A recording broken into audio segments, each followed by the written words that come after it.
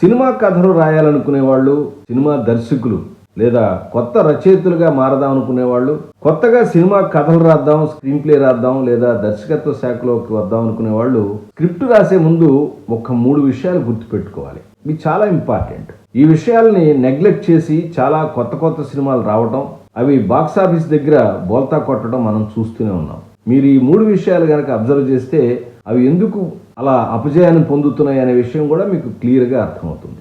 దానిలో మొట్టమొదటిది cinema concept. మీరు ఎంచుకున్నటువంటి కాన్సెప్ట్ అనేది కొత్తగా ఉండటం, ప్రేక్షకులకి దగ్గర అయ్యేటట్టుగా మనసుకు పట్టేదిగా ఉండటం. ఇది చాలా ఇంపార్టెంట్. ఒకవేళ మీరు ఆల్రెడీ వచ్చిన కాన్సెప్ట్ అయితే దాన్ని స్క్రీన్ ప్లే పరంగా కొత్తగా చెప్పడానికి ప్రయత్నించడం. రెండో అంశం క్యారెక్టర్స్. మీరు తీసుకున్న కథలో ప్రధాన పాత్ర లేదా మిగతా ప్రధానమైన పాత్రలు అనేవి కొత్తగా ఉండాలి. వాటి బిహేవియర్ కానీ, వాటి సీన్స్ కానీ, వాటి యాటిట్యూడ్ కానీ, వాటికి ఉన్న గోల్స్ కానీ, వాళ్ళు మాట్లాడే మేనర్ కానీ, ఇంకా అన్నీ కొత్తగా ఉండటం, సబ్జెక్ట్కి రిలేటెడ్గా ఉండట్టుగా ఉండాలి. మూడోది కాన్ఫ్లిక్ట్. ప్రధాన పాత్రకి దానికి ఆపోజిట్ పాత్రకి అంటే హీరోకి విలన్కి మధ్య కాన్ఫ్లిక్ట్ అనేది బలంగా ఎస్టాబ్లిష్ అవ్వాలి. ఆ కాన్ఫ్లిక్ట్ మీదే ప్రధాన కథ, దానికి సీన్స్ సీక్వెన్స్ అనేది జరగాలి.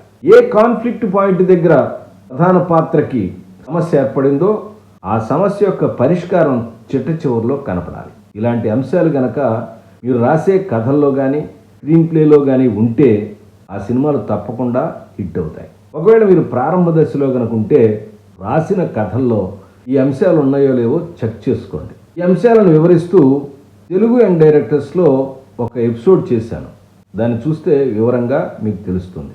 కాన్ఫ్లిక్ట్ మీద, కాన్సెప్ట్ మీద, క్యారెక్టర్ మీద, స్క్రీన్ ప్లే మీద, డైరెక్షన్ మీద, ఇలా సినిమాకి సంబంధించినటువంటి రకరకాల అంశాల మీద తెలుగు యంగ్ డైరెక్టర్స్లో ఎపిసోడ్స్ ఉంటాయి.